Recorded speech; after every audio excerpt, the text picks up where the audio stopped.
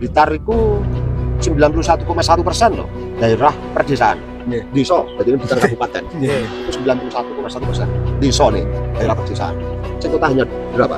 8,9%. Ya sehingga ya ujung dari perjuangan untuk masyarakat itu ya ekonomi, apalagi ya semuanya itu untuk menopang ekonomi sehingga kesejahteraan bisa dicapai.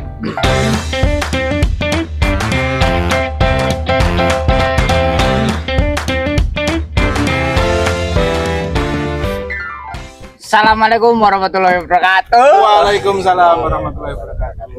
Welcome back to our channel. Apa? Podcast Bakul Kompo. Oke. Tekan semene Wes paham toh? Oke. Masuk. spesial pada sore hari ini kita jagongan gayeng bersama Mas Wondo. Wah, tepuk tangan. Sama Mas Wondo. Nah, siapakah beliau? Kita kuak setelah ini. Wong Garum lerang ngerti yo kebacut. Termasuk kebacut. Kebetulan kita juga syuting di Garum ini di minum-minum sini warung diasuh oleh Mbah Agung. Mbah Agung. Oke, kita akan jagongin tentang apapun lah soal Mas Wondo ini ya. Nanti profilnya Mas Wondo seperti apa? Ini nanti ada slide ya. Slide editing aja lali kita. Editor mancing le. Oke, ayo Bapak Sulkan, kita mulai saja. Nggih, hanya motor korong kena lho kan mau sampean. Oh, menak. Kulinone kan biasanya bengi to ning kene. Nah ini anginnya awan ini beda. Caca kegiatannya nocturnal nih ngomong. Aurane beda. Awur-awuran. Aurane. Pripun kabare Mas Wondo? Alhamdulillah. Baik, api-api baik. Di hari libur ya ini bagi kebanyakan orang. Tapi long weekend. Ya, tapi Mas Wondo menyempatkan waktu untuk jagongan gayeng dengan kita di sini. Ada sedikit kegiatan sih. Oh. Kenapa Mas ini bau? Kegiatannya kalau meskipun tanggal merah kan ini harusnya kalau sebagai pejabat publiknya. Ya ada kumpul-kumpul koordinasi sama konco-konco untuk persiapan Hari Bung Karno. Oh. Juni. Ya, bulan Bung Karno. Juni, jadi selama rangkaian acara selama bulan Juni. Itu ada beberapa rangkaian acara. Ya proklamator ya, jadi ya harus diperingati untuk kita selalu mengingat. Dilalah makomipun teng Blitar juga. Blitar ya. Sokibul harus Sokibul Bed. Jadi pusat acara kan nggak Blitar lah, secara nasional. Oh, nasional nih kuling. Ya no. Bung Karno untuk kaum nasionalis pusatnya kan di Blitar. Sehingga kita harus menjadi tuan rumah, jadi persiapannya harus matang. Sampai segitulah. Jadi kalau Mas Wondo, nah ini kan sebelum sudah panjang nih tadi ada prolognya dari Mas Wondo terkait Bung Karno, maka beliau itu memang tidak jauh-jauh dari seorang legislator. Kalau itu jabatan di publik sana, sebagai seorang di sana kebetulan di sana itu sebagai seorang legislator gitu Mas. RT to iki. RT. Lorgono lah. Legislator di dapilnya pundi Mas? Oh, dapil 4. Dapil 4. Dapil 4 Blitar 4 iku mana ya? Garum, Kecamatan Garum, Kecamatan Gandusari, Kecamatan Selopuro, Talun. Jadi 4 kecamatan, tapi karena sudah di sana, jadi menjadi wakil dari seluruh warga Kabupaten Blitar. Nah, mungkin banyak hal ini, Mas Timbro. Cerita-cerita dari Mas Wondo. Bentar, boleh ngerokok ya? Aman. Merdeka Mas di sini. Kalau di sana katanya juga merdeka. Tapi merdeka di sini. Merdeka juga. Jadi Mas Wondo itu awal mulanya ini kan yang penasaran dari anak-anak muda pasti ya apa sih caranya jadi dewan? Sebelum jadi dewan itu penggayaan ini nyapo lah. Kiprahnya seperti apa kiprahnya ya? seperti apa di masyarakat atau di perusahaan atau berkecimpungnya teng pundi Mas? Nah, dulu ya. Wah, iki. Iya terus anak aku cerita. Nggih, nggih. Sebelum menjadi anggota DPRD, tani lah aku, nggak kemana-mana loh. Dan kita kan orang desa toh, Nggih. orang desa, basic kita juga dari keluarga petani, sehingga dari petani bertani, beternak, ya ruang lingkup desa lah, ruang lingkup perdesaan. Jadi pertanian, peternakan itu kan menjadi ciri khas kita. Sesuai dengan sekolah ya, peternakan kan. Jadi ngerti ini bos ternak tani gitu saja, ngerti ini. Sempat hijrah dari Blitar itu teng pundi mawon berarti? Maksudnya Malang. berkecimpungnya di Malang. Malang sekolah Oke. toh. Selepas sekolah Langsung terus menerapkan. kembali ke kampung halaman. Kembali ke kampung halaman ya bertani.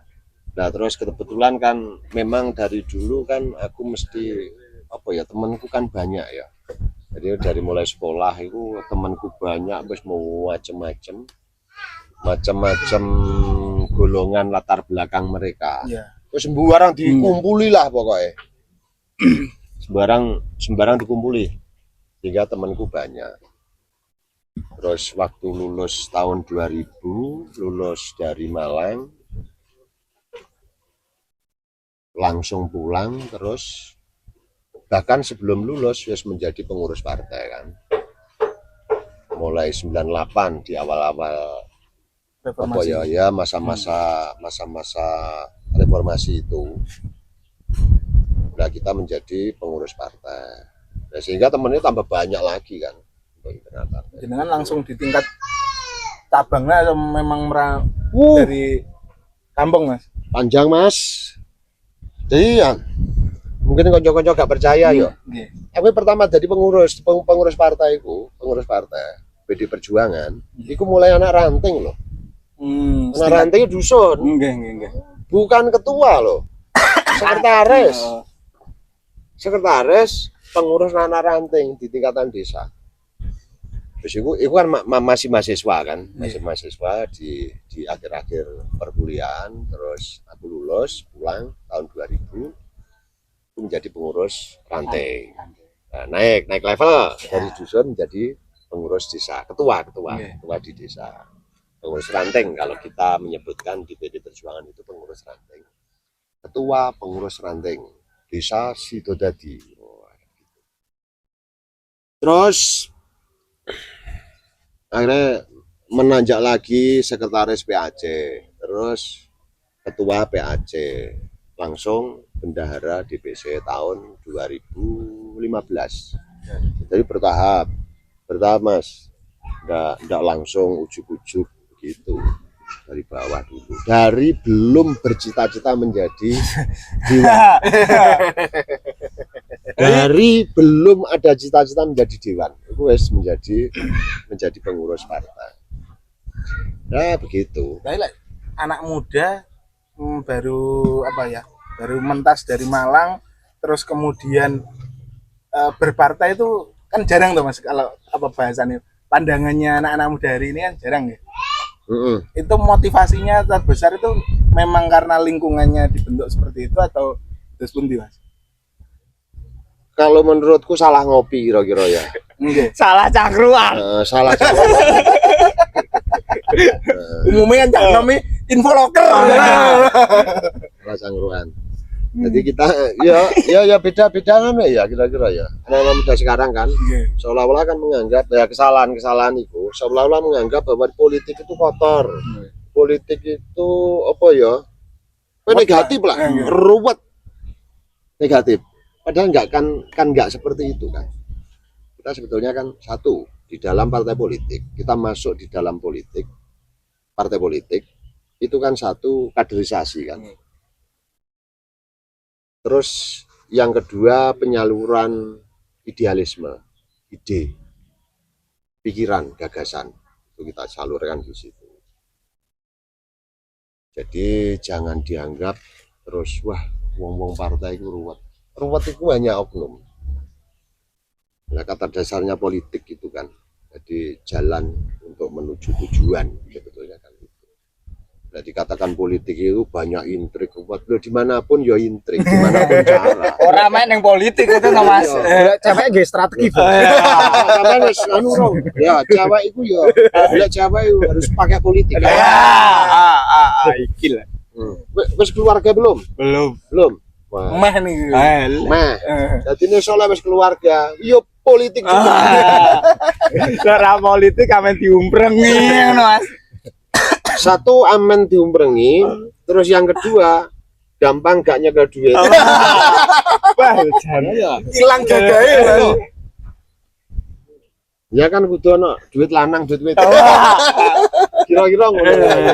Lah nyasan iku mboten duit larang mboten duit itu, anggaran kenakalan. Jangan kenakalan ya. Harus dianggarkan. Nah, itu pakai politik, ya toh. Nggih. Kale itu loh. Tapi memang pas panjenengan dados apa istilahnya ya? Pengurus PAC, ketua PAC ya. Ketua PAC ya. Itu berarti jenengan nggih tasik anu ya.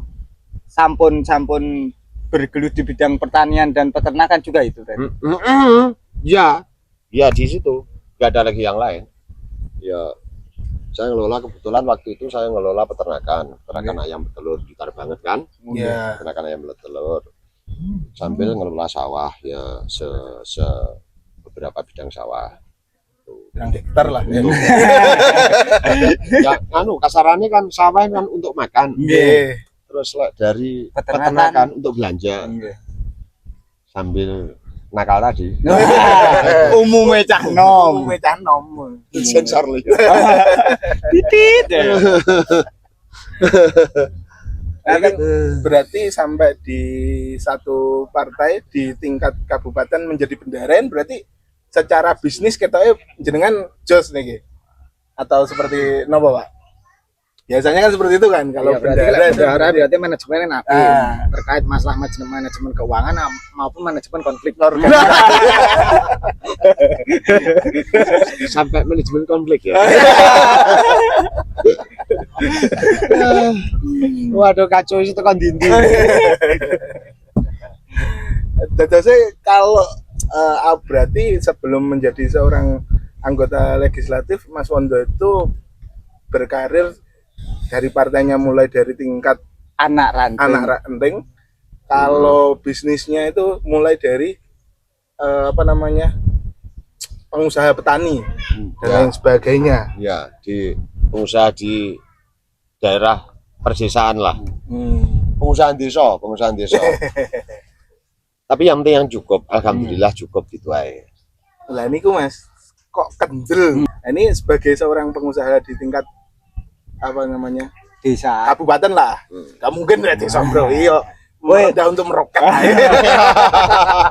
Bendara. Melenteng. Bendara kabupaten ya.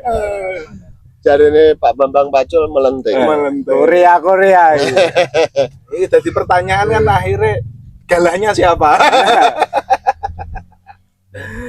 Ya, ada titik Mas, ada titik. Ada titik tertentu. Orang itu harus berubah, harus berpindah. Kita tidak boleh tetap di zona nyaman ini kan tidak boleh. Kurang tantangan dong, kan tantangan. Kalau waktu itu, kayak tak ingat-ingat ya, waktu itu aku selalu, jadi ini aku sudah menjadi ketua PAC pun, itu saya belum mencalonkan untuk anggota DPRD, belum mencalonkan, belum nyalek. Ya, sampai DPP itu apa kan ada toh tim monitoring dan evaluasi DPP itu sampai tanya loh, Mas sampean ketua PAC kok enggak menyalonkan? Enggak. Terus sampean tujuannya apa? Lah katanya kan gitu kan kasarannya coba. Tujuannya apa nih partaiku? Wong ketua PAC kok enggak nyalonkan padahal ada tiket untuk mencalonkan itu. Ya aku butuh pengakuan politik saja. Nih politik ya seneng-senengan, boloku akeh, temenku banyak dan sebagainya begitu. Nah minimal di wilayah perpolitikan kecamatan ini wis podo nganu, kita punya kekuatan sendiri lah. Yang namanya iki gak gelem nyalok nih, tapi apa ya, kekuatan lek memobilisasi massa yo koyo ngono kae lah, begitu-begitu. Ya itu menjadi asik tersendiri.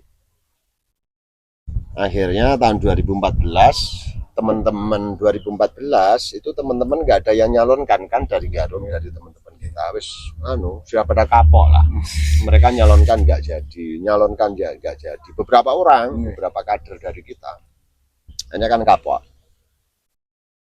Nah waktu itu kan saya juga menjadi ketua PAC yang kedua kan, 2014 itu sudah 2 periode menjadi ketua PAC. Nah terus teman-teman nunjuk, akhirnya teman-teman nunjuk, wah itu ketuane dhewe kuwi ya. Gitu. Penyalok, ya iku ketuane kok nyalokno. Wis kan nyalokne ya gitu. Waktu itu ngono. Memang bener begitu. Kalau nyalokne Di tahun 2000 ya untuk pencalonan 2014. Wes ngono bose, bahasanya begitu. Bose ben nyalokne. Bose nyalokne, kita bareng-bareng dukung. Kalau nyalokne tenan enggak, ya wes kita berangkat. Loh kok wani? Ya karena menurut satu kebutuhan. Terus ketika di antara kita tidak ada yang mencalonkan, di Garum terutama, memang waktu itu yang saya angkatkan isu-isu lokal, bahwa Garum itu harus ada yang mewakili dari PD Perjuangan. Sementara kan beberapa periode kan tidak ada yang mewakili, sehingga tak angkatlah isu kedaerahan. Garum itu tuh Garum, PDI Perjuangan Garum ya untuk diwakili dari Garum juga kan begitu. Satu itu. Terus yang kedua, proses pemilihan DPRD itu kan menghasilkan para legislator, bahasane sampean tadi. So, bahasane sampean Regulator. Nah, bahasanya begitu. Nah, tetapi selama kita masih kosong dari konstituen kita, dari partai kita masih kosong, tidak ada yang Garum, terus ya memang tidak ada sesuatu kebijakan yang berpihak yang bisa mengakomodir aspirasi dari teman-teman Garum. Ya sehingga dari pemikiran itu ya ini budak. Akhirnya lah berangkat. 2014 saya mencalonkan, waktu itu masih ketua PAC, saya mencalonkan. Modal kan itu kan pemilihan suara terbanyak kan, proporsional terbuka dengan suara terbanyak. Saya berpikir, uang modal sosialku ya sudah lumayan lah, uang teman-temanku banyak. Terus selama saya menjadi pengurus partai, kita advokasi untuk permasalahan-permasalahan di Kecamatan Garum ya sudah lumayan. Itu dari modal sosial saya pikir sudah cukup untuk mencalonkan. Terus berikutnya dari modal kan waktu itu pemilihan suara terbanyak, proporsional terbuka suara terbanyak. Basa Jawane akeh-akehan swara. Nggih. Sehingga harus kaya ngono kae ya. Ini ngerti ya. Nggih. Logika tambah logistik kan raja. Nah, iku. Kayak baru pertama kali. Baru waktu itu. Kan mestinya kalau secara ngadan belum begitu dikenal, lebih dikenal yang sudah pernah tadi iya. gitu kan. Ya baru waktu itu. Oh, dodok misalkan setelah kalau badhe nyalonkan, saya mau mencalonkan, nanti kalau sudah janji-janji lah. Kita tebar janji. Angin surga. Angin surga. Nah, itu terus untuk dipilih kan kita harus jujur bahwa untuk pemilihan bukan kita hanya terkenal, bukan kita hanya layak dipilih, kita tawarkan program janji-janji dan sebagainya, tapi logistik ini kan harus cukup. Nah, karena memang basic kita ya di desa ini kan pengusaha di desa. Saya pikir, saya berhitung, duk, ya cukuplah untuk sekedar sosialisasi, sekedar untuk mobilisasi, dan sekedar itu kita berhitung cukuplah, logistik cukup. Dan alhamdulillah semua resources yang kita miliki, kekuatan yang kita miliki ya cukup juga. Nah, periode pertama, pencalonan pertama saya terpilih dengan suara yang signifikan. Signifikan waktu itu. Kedua. Tapi dibandingkan dengan calon-calon yang lain waktu itu, wah jauh di atas. Nah, alhamdulillah terpilih. Kita membawa amanat dari masyarakat dan alhamdulillah mulai 2014 itu saya tetap menyapa, mendengarkan, dan menggodok aspirasi masyarakat sampai hari ini kita perjuangkan menjadi kebijakan pemerintah daerah. Jadi itu awalnya beberapa komponen yang menjadi pendukung atau syarat-syarat untuk terpilih masuk dalam kontestasi dan terpilih itu menurutku cukup bisa dan clear. Wani Korea. Lek wani aja wedi, lek wedi aja wani. Cocok ragut. Oke. Saya sebagai pengusaha dan doa. Saya sebagai Iya, menanggapi berarti kan ya, sebagai canem masa itu kan kendel. Waktu itu jek enom lah aku ya. Umur pinten Mas? Berarti. menapa saat ini sampun sepuh dari sampean. Ya kita menolak tua. Iya, kan kadang itu orang nyalon sekali dua kali itu kan belum tentu langsung berhasil toh. Betul. Ini kan ya geng-gengan berarti. Kamu memang menungso. Menungso ra umum. Tapi ngapunten, Mas. Yang menjadi pertanyaan saya pribadi itu adalah jane jenengan pengen menjadi legislator, pengen menjadi wakile wong garum niki napa to yang menjadi tujuan panjenengan? Apakah karena panjenengan tadi basicnya adalah pertanian dan peternakan, terus akhirnya apakah bagi koyoke neng garum ki bangsa pertanian dan bangsa peternakan ki kudu tak kawal terus ben sukses kabeh ngoten napa terus pundi? Ya.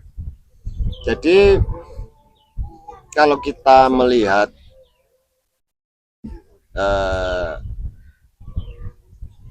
Kabupaten Blitar secara umum, itu kan daerah-daerah pedesaan. Blitar itu 91,1% loh daerah pedesaan. Desa, jadi ini Blitar Kabupaten. Itu 91,1%. Desa nih, daerah pedesaan. Sing kota hanya berapa? 9, hanya 8,9%. Nah, sehingga ya wis menjadi kewajaran, menjadi umum. Daerah pedesaan itu kan mesti bergeraknya secara ekonomi ya. Kegiatan ekonominya mayoritas berbasis pada pertanian dan persemakmuran. Sehingga ada pertanian, ada peternakan, itu yang perikanan, terus yang terbesar kan itu. Nah, karena kita ujungnya kalau menurut saya kan ujung dari perjuangan untuk masyarakat itu ya ekonomi, apalagi semuanya itu untuk menopang ekonomi sehingga kesejahteraan itu kan bisa dicapai. Sehingga penguatan itu adalah penguatan ekonomi. Nah dari situ saya konsen urusan ekonomi dan kegiatan-kegiatan masyarakat yang mayoritas di pedesaan. Sehingga mulai 2014 saya terpilih, dilantik menjadi anggota DPRD, dan pembagian badan-badan alat-alat kelengkapan DPRD di komisi saya memilih, meminta kepada pimpinan partai untuk ditugaskan di Komisi 2. Oh, sejak 2014 Iya, di Komisi 2.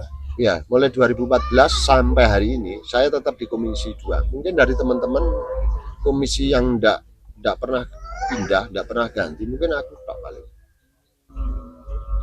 Sampai 2-3 periode lah ya, 3 periode terutama. Mungkin aku tak yang enggak pernah pindah komisi. Wah, ini mesti kita harus ada rolling. Loh, tetapi dari fraksi PDI Perjuangan, nah itu konco-konco juga teman-teman juga sepakat. Lah fraksi PDI Perjuangan Kabupaten Blitar sing komisi loro, komisi 2. Iku sampean sing paling komisi 2, makanya aku tetap bertahan. Si paling komisi 2. Iya. Kira-kira apa mukaku iki kaya tanduran. Tapi paling ya mergo kinerjane apik, makane wis iki dincepne santai. Sampai hari ini dari 3 periode, ini masuk periode ketiga, tetap di Komisi 2, mengawal urusan ekonomi Kabupaten Blitar. Kita konsen di pertanian terutama loh ya, bukan mengesampaikan yang lain, tapi terutama kita kawal di pertanian, kebijakan-kebijakan sampai dengan pengawasan, perencanaan program, penganggaran, pelaksanaan dari program-program itu yang menjadi fokus di pertanian. Karena apa? Pertanian ini loh hampir 70%, 68, sekian persen masyarakat Kabupaten Blitar menggantungkan kehidupan, menggantungkan ekonomi atau apa ya, kegiatan ekonominya itu dari pertanian. Lek sir nyejahtera nih Kabupaten Blitar, petani mas hampir 70% kan harusnya. Iki. So,